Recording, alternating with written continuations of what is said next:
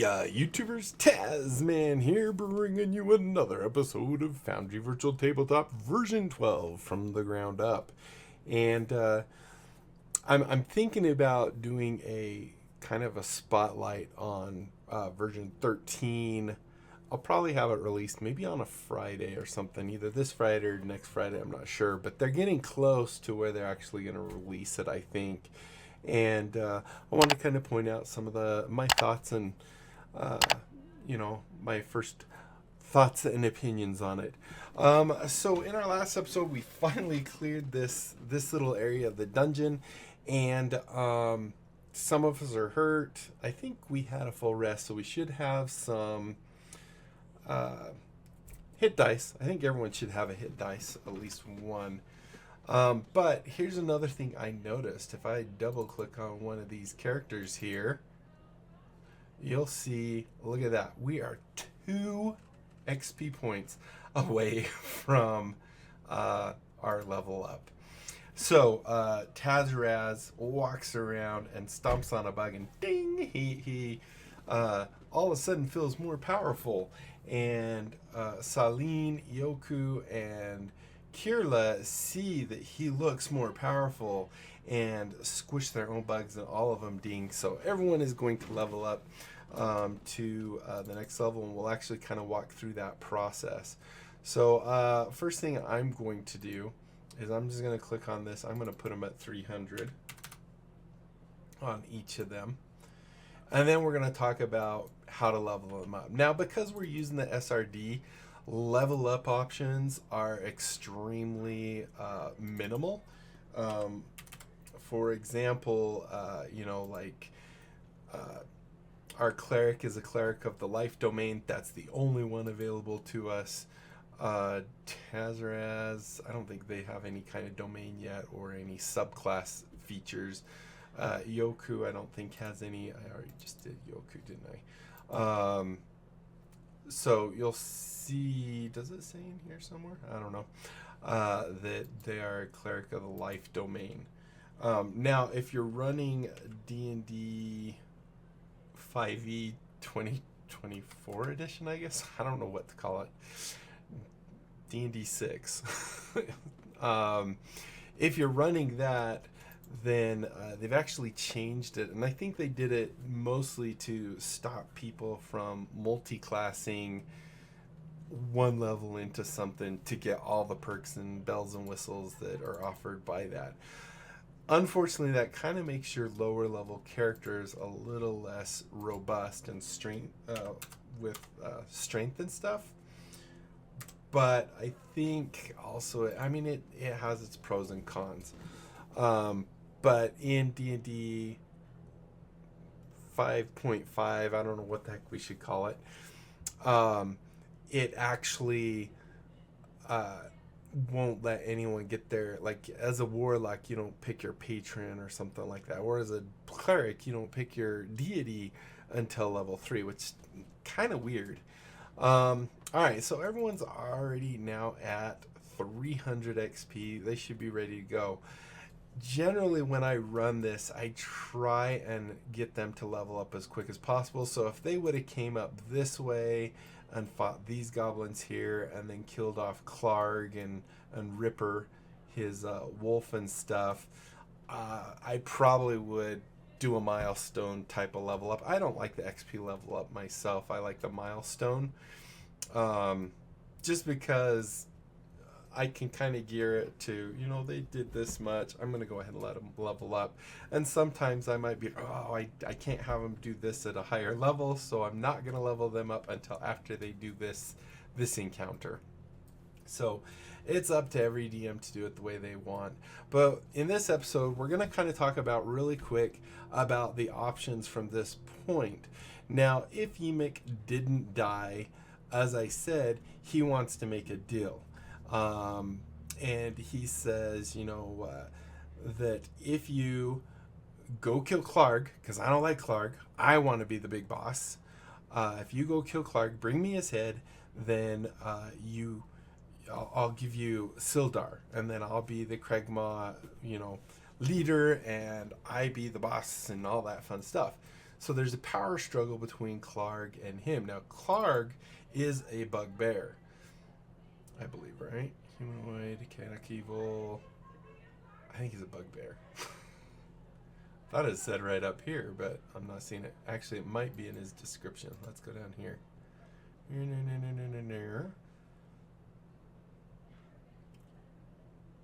Don't see it. So, oh, there it is. Bugbear. Yes. So Clarg is a bugbear, and he obviously also he knows there's a power struggle between him and Yimik. It doesn't specifically say, as I recall, it doesn't say anything specifically about him cutting a deal with you. He pretty much will just attack you when you come in. So that's one thing to keep in mind. So some of your options here would be you can kill Yimik, which we did almost inadvertently. You could make a deal with Yimik. However, if you read the thing here, it does say that he has no intention of keeping his promise. I don't remember where that is, but basically has no intentions of keeping that promise.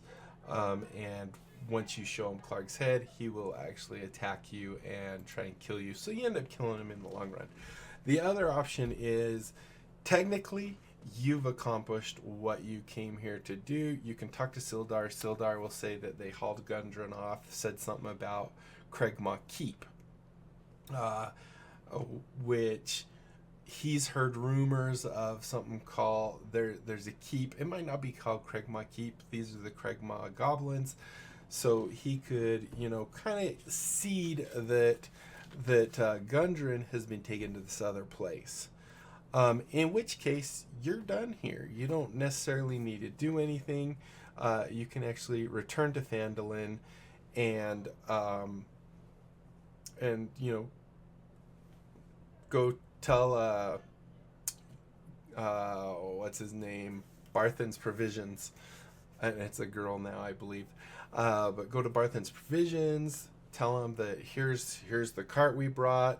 We also brought Sildar. Now, Sildar actually is also coming to Phandalin to kind of help get things under control. He's going to be kind of the new sheriff in town. So, of course, the mayor or town speaker or whatever you want to call him, he's going to be very grateful for you bringing Sildar. Sildar is definitely going to request that you find out where this Craigmaw Keep is, and you'll get seeds. One thing that might actually bring your players back is, so if you came in here, you would notice that the items in here have a logo on them, and I think it's listed in here. Treasure, there it goes. So it has a logo on it that you find out ends up being the Lion Shield Coster, which is ran by her. I'm trying to Lene Greywind. And she's gonna basically give you a quest to come back, and so your players will probably end up coming back and killing Clarg and these remaining ones. And who knows, if enough time has passed on, maybe you could repopulate it. One thing with a lot of RPGs is, after your players have cleared an area, they're never afraid to go back in there. However, time does go on. People move from room to room. So I would say if they're gone for enough time, maybe throw a couple goblins throughout here again, that they requested reinforcements, or reinforcements were already on the way and they arrived, something like that. Keep the dungeon so it's not stealth, so that they come back here, they're just a little, oh, it's going to be fine, and there's another goblin over here and up here or something like that, to just keep them on their toes. So anyway, they could end up coming back here and fight Clarg if they decide to do the Lion Shield Coster quest, which is technically an optional quest. But a lot of these optional quests, and when they get to town, they're going to get an onslaught of quests. Sometimes players will feel overwhelmed. Sometimes I will just mention that I'm just giving them all these different seeds Not all of them are going to be something they could do right now, but just things that if you went into a town and you were heroes that saved their new sheriff, everyone's going to come up to you and ask you questions, you know, or see if there's any way that they can exploit you. All right, so the next thing we're going to do just before we level up is I did get a comment. Yay, a comment. Woohoo. Ow, just hit my elbow. From Scott Kincaid. Hopefully I said that all right. It doesn't look too complicated. But recommendations for names for our 4 heroes. And apparently they say if you're still looking for character names, being a Lonesome Dove fan, which I have to be honest, I don't know what Lonesome Dove is. Probably a book series or something? Movie? I don't know. I'd suggest Woodrow, Gus, Newt, and I'm assuming it's not P-I, P-E-A-E-Y-E, it's like P-A or something like that. So that's what we're going to do. We're going to rename our guys here. So to rename our guys, just this might be kind of a good thing. I'm thinking I might rename... technically these all sound like guy names or male names, but I guess Newt and PA could be either. I'm going to have our mage be PA, P-E-A-E-Y-E, and then I'm actually going to take this, I'm going to copy it, and then I'm going to go ahead and close this now, so it's PA. Then I'm going to go into our token and rename it here. And if I'm right, I think this will actually not name the token on the sheet that we have right now. Oh, it did. So that might be the wrong way to do it, because if I come into here now, go to players, we have PA here, but if I do it here, is it still, see, it's still Kirla.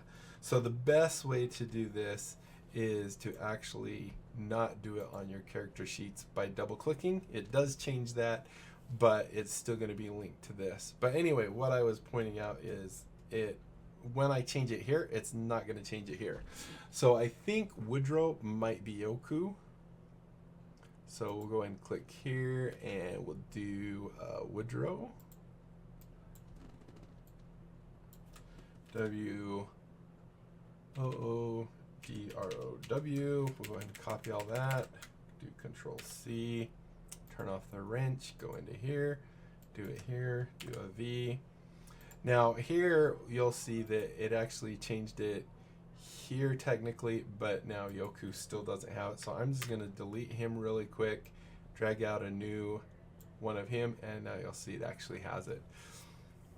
Let's see, so we did that.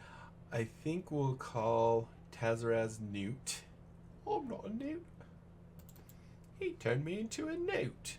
A newt. Oh, it got better. Love Monty Python. N-E-W-T.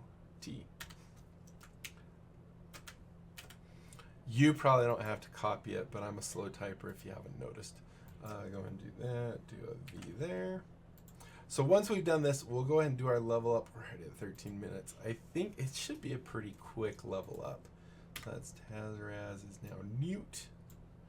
And then finally Saline will be Gus. Gus. Hey Gus. Oh, whoops, I was going to do it wrong. That one I probably can actually type instead of highlighting everything. G-U-S. And then come here and change this. G-U-S. Update token and close that, get rid of Saline, and go Gus. All right, we have our new player names. All right, so unlike World of Warcraft, when you level up, you instantly get all your health. There's not a rule in D&D that actually says that happens. So I'm gonna show you a couple ways that you can level up. I might be doing it wrong. I'm not going to profess to be the guru when it comes to this, but one way we can do it is we can open up our character sheet, and then we can go to our compendiums, And in this case, we're going to go to our SRD content, and we're going to go to character features and go to classes, right? So if we go on classes, we can see we have all our different classes. Here's rogue. This is our rogue. All we have to do is drag this rogue on top of it, and it will automatically say level 2, and it'll go through this little thing, and I'll show you why it's doing this. But you can see that he's a D8.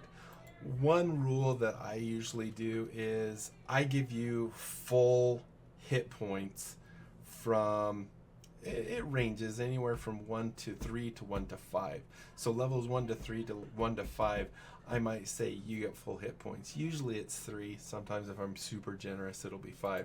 So I'm going to say that, yep, they rolled 8 instead of actually clicking this or anything. I'm going to say that, right? Or you could just say take the average, which would, you know, on an A-side dice, 4. So we're going to hit next. And now you'll see the next step is cantrips known. Doesn't know any cantrips, it's a rogue, so you can see it's going to be none is 0, and then spells known none to 0, and it's complete. Now the thing is this is not actually complete. If we actually look at the rogue,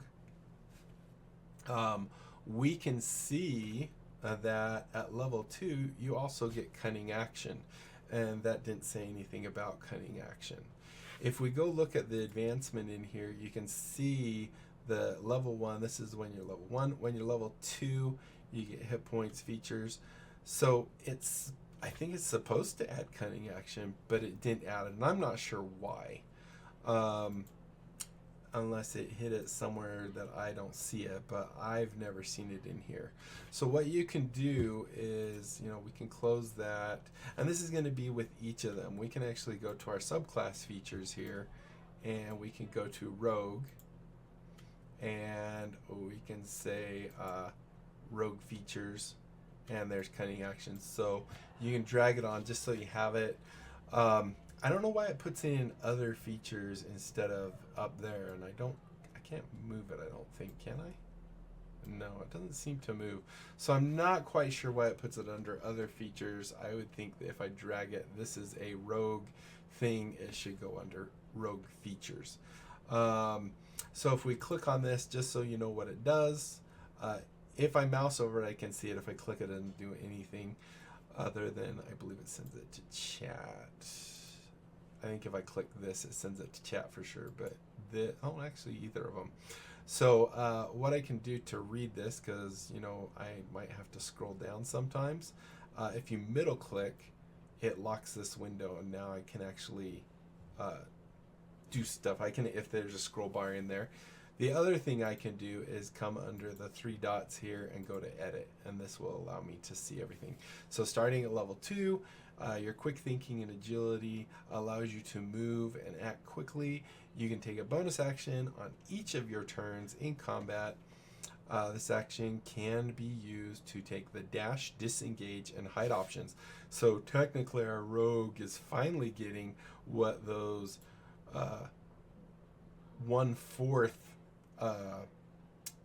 CR goblins already had. We can now cunning action. So that's pretty much our rogue right there. You'll actually see that here it automatically jumped this now to 900.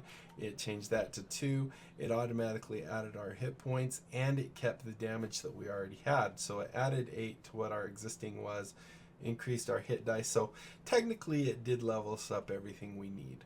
Other than we have to kind of be a little more finite. Let's go look at one more that's going to be easy. Our casters obviously are going to be a little more of a challenge, but not too much. So let's go and look at a second way we can do this. So a second way we can do this is we can actually come into the, we need to go into edit mode because we're going to change something. Actually, I'm going to show you why we go into edit mode. We're going to come into our features, and you'll see when I go into edit mode, I now have add class. So if I wanted a multi-class and I was taking, say, a level barbarian, I could click this and now say barbarian, or I can click here and say now I'm level 2. And it'll once again do that same thing. It's going to say advancement to level 2.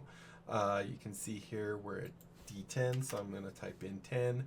It's going to do you have action surge? It says it's going to add action surge, but in my testing it didn't actually do it. So I'm not sure why, but it says we do get action surge, and we don't know any cantrips, and we don't know any spells. So as you can see here, I don't see action surge. So once again, we can do it the same way as we did last time. Just come into here, go to class features, instead of rogue, do fighter, and do fighter features, and here we go. There's action surge. It's once again gonna put it as other features. Not exactly sure why, but now we have action surge and we have our usage. So if we click on that, you'll actually see we say, oh, are you going to consume it? So it actually is working the way it's supposed to. You can see our HP went up and everything like that. So we're all good there. All right, time for the complex ones. We're at 20 minutes, and now we're going to do the complex ones. I think we're okay. So as I said before, if we go look with the SRD stuff, all we have is Acolyte. That's all we get for backgrounds. With the one we have here, with Phandelver and below, it does give us lots more backgrounds. So if we come in here, we can see we get many more backgrounds. Not all of them, but we definitely get more that we can choose from. So one reason to actually buy that. But that's pretty much it. It doesn't give you any extra subclasses. I'm going to call it that because in clerics it's domains, in wizards it's not schools, it's actually I think it is schools. With bards it's colleges, and I think barbarians totems, and I don't know. So anyway, let's go ahead and level up our I'm looking for Saline. We're gonna level up Gus. So let's just do it this other way again. That way I don't have to open up the other compendium as well. Go to features, turn on this. I didn't turn that back off, but you'll see that it's already a life domain cleric. We can always click on, whoops, that was the wrong thing. When it's not clicked, we can actually click on this and see the same stuff, you know. So at where was the table? Down here further. Actually, I think it's under advancement. So at level 2, we get a hit point increase. Our cantrips go up. Actually, do they go up? Cantrips 3, and first level slots is also 3. I think we currently have 2. So if we go look at our spells real quick, you'll see we have 2 spell slots, and we have extra cantrips, but that's because of our actual class, I believe. We have, I think we have like Spare the Dying, and I want to say Toll the Dead are ones that, or maybe it's just Spare the Dying we get because we are a life domain cleric. We can actually check that. We can come in here, we can mouse over this guy, or click him once so that we can actually see it. We can go down, so level 1, first level, blah, blah, blah, blah.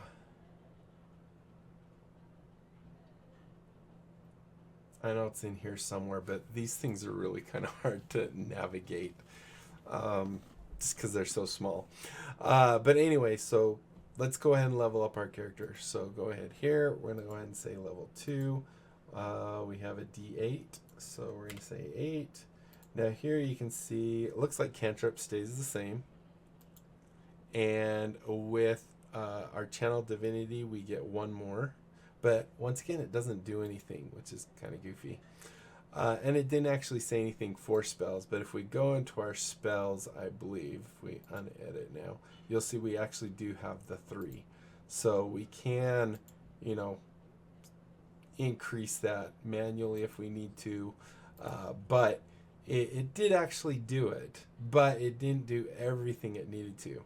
So anytime as a cleric, when you level up, what was it? Well, you already know all your spells, so what goes up is how many you can prepare.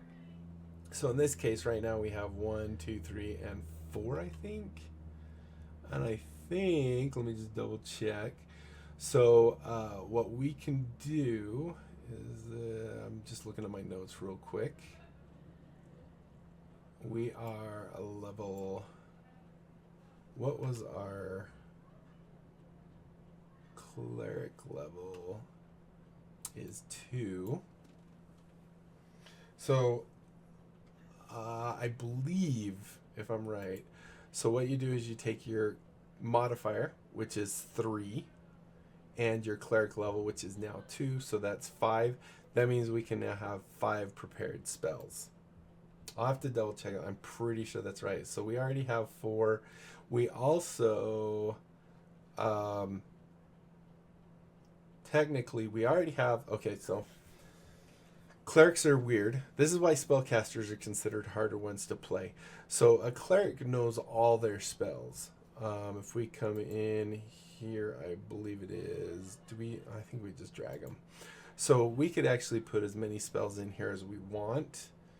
And in the mornings, how do we prepare spells?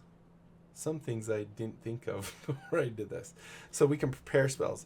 Because we're a life cleric, we have 2 spells that we already get, right? So we get always prepared, which we don't count against our thing. We get bless and cure wounds. So cure wounds right here and bless. These are always prepared because we're cleric, and I think that's why they have this little sun like that. So these are ones that we actually always have prepared. They never unprepared. I don't think we can even click on those, where these ones we can click on to unprepare them. So one thing you can do as a cleric, you can drag as many spells in here as you want. Right now we just have the actual spells that we do. And then you can prepare however many your wisdom modifier plus your cleric level. So in that case, 5. So we're going to have 5 that we can prepare. But every morning you can actually prepare different ones. So let's go ahead. I'm trying to remember which ones I did. So we also have to do our channel divinity that we got. I'm trying to remember what spell I'm just going to go pick a couple random ones. So we're going to come down here. We need to go back up here now. Go to our SRD. We're going to go to items and spells. We're going to choose spells. And then I think, I don't think this one had sword. That was the thing. I'm going to go to D&D Beyond in another window, because that will definitely make it better, because this is just showing all spells, and we don't want all spells. We want just cleric spells. So I'm going to go in here and do CLERIC. We're just going to do the 2014 rules, and spell level is 1, and filter. I think I just picked 2 really quick ones. Oh, CL, I forgot to click that. Spell level is 1. There we go. All right, trying to remember which ones I chose. I think I chose...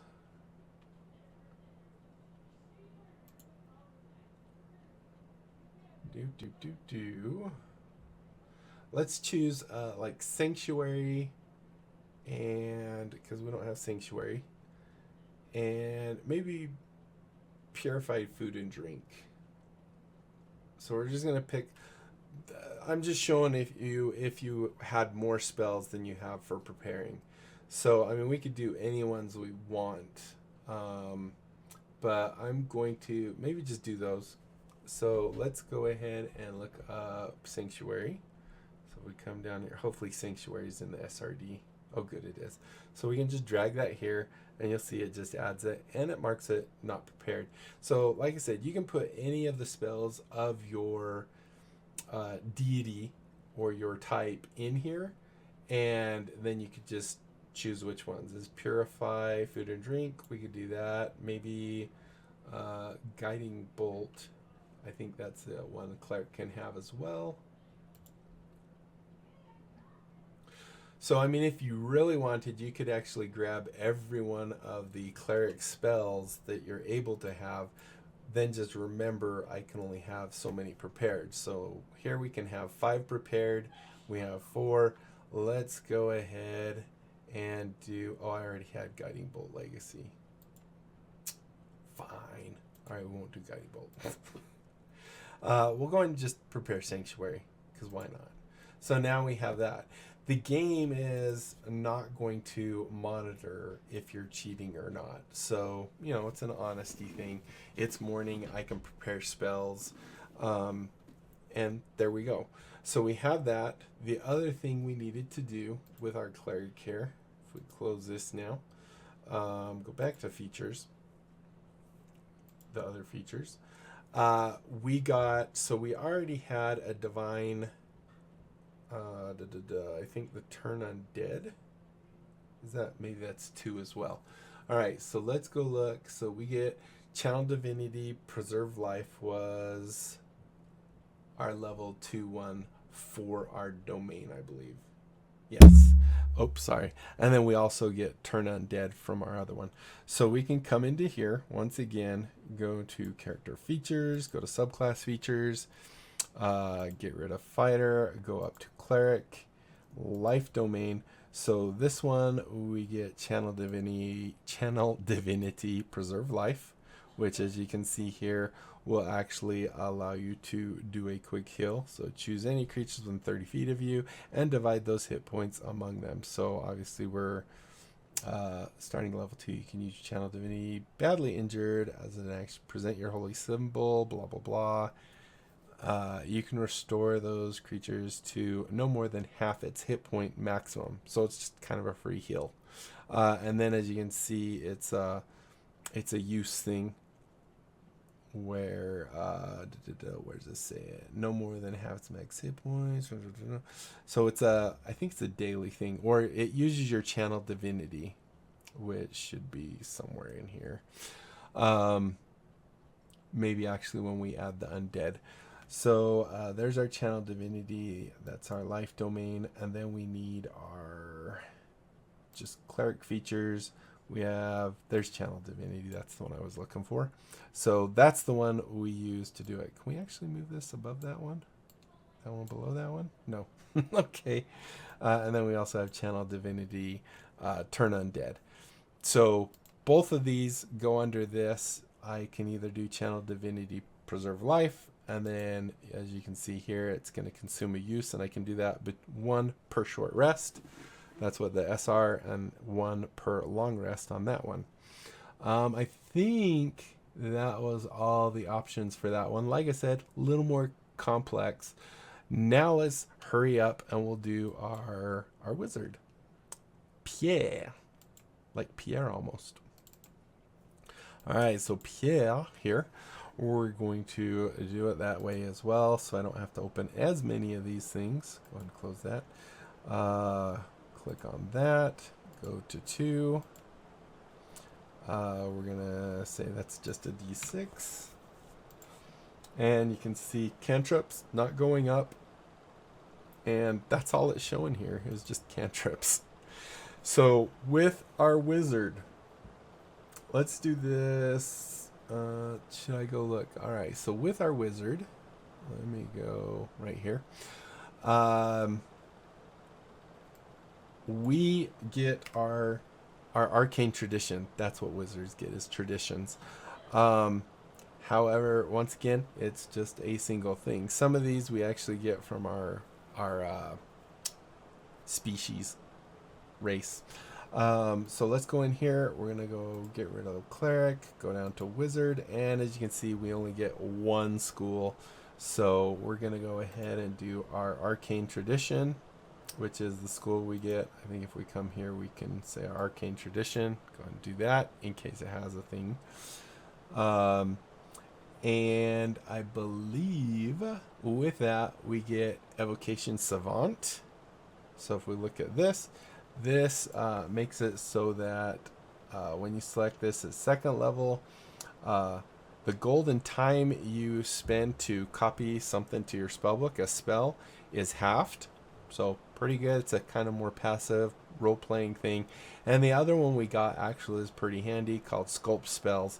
This is one where we can actually do a fireball, and if one of our people are in there, we can actually protect them. So as you can see here, beginning of second level, you create a pocket of relative safety within the effects of your evocation spell.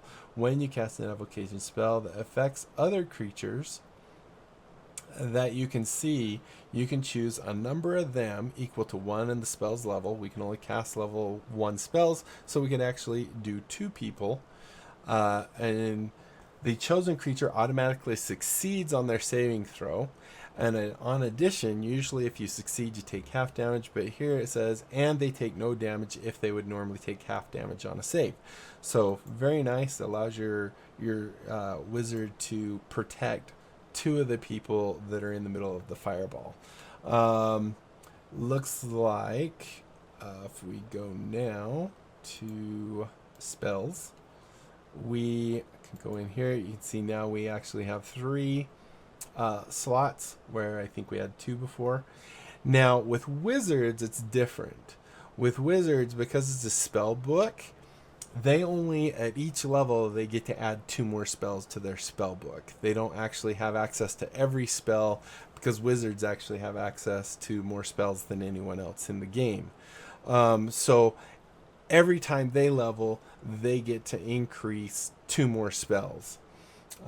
So we're going to do the same thing. I'm going to get rid of cleric here and type wizard and 2014 and filter. So with our wizard, we could take, and I'm just going to grab a couple really quick. Let's do alarm. So if we come back here again, we can close. I think we can close this. I don't think we need it anymore. Now I'm going to eat those words. We're going to end up needing it. So here we have our one. We're going to take alarm because we don't have alarm. So we'll go ahead and add that in there. And then let's take comprehend languages. Why not? So we'll drag comprehend languages in there. So there's the 2 new spells that we get. Now wizard, same rule. They have limits of what they can prepare, and of course I didn't write down that note. Let's go look at it real quick then. You guys probably know this, but some of you might not, so hopefully this isn't too annoying for you. So we click on wizard here. We can see, if we go under prepared spells, this is info. Boy, that is a terrible. I don't think it's there. Oh, maybe it is actually. Copying spells, replacing. Where is the prepare? Traditions. I'm just going to look it up on D&D Beyond because it'll be way quicker. I think it's kind of the same thing. It's probably your wizard level and your casting modifier, which I believe is intelligence, I want to say. Let's see. Does this tell me? Oh, actually it's right here. 1 of 7. Beautiful. It actually tells me. So we can actually come in here and say, okay, I can have 7 things prepared. So I'm going to do Burning Hands. I don't know why they weren't done. Ice Knife, Magic Missile, that's 4. Witch Bolt. What are we at? 5. So we have 2 more. We can do almost everything. I'm not going to do Find Familiar. Now, one thing also to note is this symbol right here means it is a ritual as well. So you can use a spell slot, but you can actually cast it as a ritual. And I think it has the option, you just say, I'm casting a ritual, takes 10 minutes, and now I can actually, do that. And then it will have you do placing a summons, and you can choose what kind of summon it is. The type, is it Fiend, Fey, or Celestial, all that fun stuff. So there we go. We now have our cantrips all there. We have our spells, and we have 7 of them selected. Even though like, I would not be able to cast Find Familiar as a ritual because I do not have it prepared. So even though you it's a ritual and it just takes 10 minutes, doesn't use a spell slot, you still have to have it prepared. We're gonna really wish we had a long rest since we have one spell slot left. All right, so I think that covers everything. Hopefully that wasn't way too confusing for you guys. I think it could definitely be refined, and of course it's a work in progress.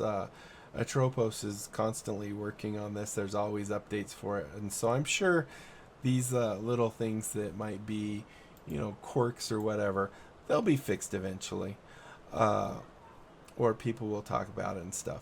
In the next episode, our people are going to try and clear out this cave. They want to make sure that the goblin threat is thwarted. So we're at 40 minutes. Oh my gosh, that leveling took a while. Thank you guys so much for watching. Hopefully you enjoyed. If you did, be sure to leave a thumbs up down below. Aside from that, comment, like, and subscribe. Click that little notification bell. Tell other people about my channel. I'm putting the dead guys back into the scene. Tell other people about my channel. Have them check it out. If they like what they see, they can sub. We grow the channel. Everybody wins. And that is it, my friends. Until next time, I'll be seeing you later. Bye.